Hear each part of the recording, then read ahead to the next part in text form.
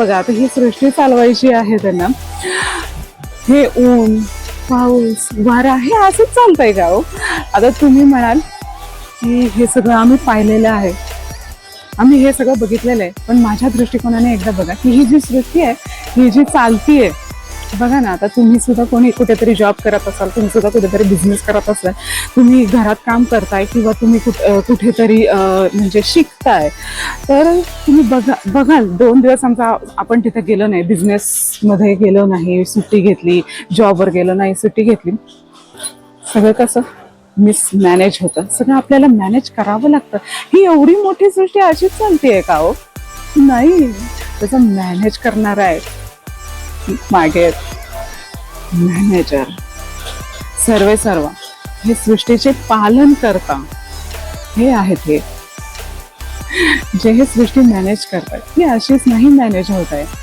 आणि बघा त्यांच्या सोबत कोण बसले, हे जग चाललंय ना ज्यांच्यामुळे, त्या आपल्या सगळ्यांच्या आई लक्ष्मी माता.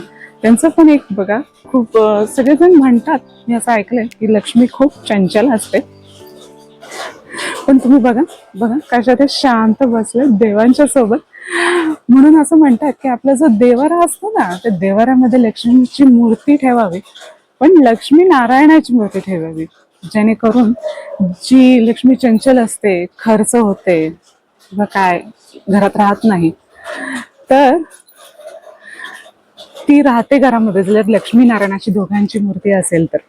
बघा ना, का ते सांगते, कारण जर देव सोबत असेल तर त्यांना कसली आली चिंता, हो की नाही? देव जर सोबत असतील तर त्यांना कसली आली चिंता, त्या स्थिर राहतात. म्हणून घरामध्ये स्थिर लक्ष्मी राहण्यासाठी लक्ष्मी नारायणाची मूर्ती ठेवली जाते. तर हा असा व्लॉग आहे आजचा. पुढच्या वेळी पण आपण बघूया. इथे नरसिंहाची सुद्धा एक प्रतिमा आहे, पुढच्या वेळी मी त्याबद्दल तुम्हाला सांगेन. हे बघा, हे वरती आहे नरसिंह देवाची सुद्धा एक प्रतिमा आहे इथे, तर त्याबद्दल पुढच्या वेळेस सांगणार आहे. माझी ही सगळ्यात फेवरेट प्रतिमा आहे देवाची. किती शांत झोपलेत बघा. हा, अख्ख्या जगाच्या सर्व अख्ख्या जगाचं पालन करत आहे. हा, किती शांत आहे, खूप भारी वाटतं, हो की नाही? असं वाटतं की खरंच बसलेले आहेत. ही बघा आपली माता, हा किती छान दिसतीये, आहे की नाही? आपण सगळ्यांनी हे शिकलं पाहिजे, टेन्शन कितीही असू दे, मन स्थिर ठेवलं पाहिजे, मन शांत ठेवलं पाहिजे, आपोआप मार्ग निघतात. एक शांत मन, तटस्थ बुद्धी, हे आपले जे प्रॉब्लेम्स असतात ना त्याच्यावरती मार्ग काढते. आता शांत मन ठेवायचं कसं, हे आजकालच्या जगामध्ये शांत मन ठेवायचं नाही. जेव्हा शांत मन असतं ना, तेव्हा हे आजकालचं कॉम्पिटेटिव्ह जग असतं ना, त्याच्याशी आपण सामना करू शकतो. तटस्थ बुद्धी होते शांत मनामुळे. आणि म्हणूनच मन शांत करायचं, मेडिटेशन करा, योगा करा, प्राणायाम करा, काहीही करा, मन शांत करा.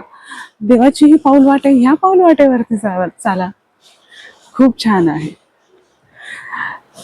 आयुष्याची पाऊल वाट देवासोबत चालूया. हरिओम तत्सत.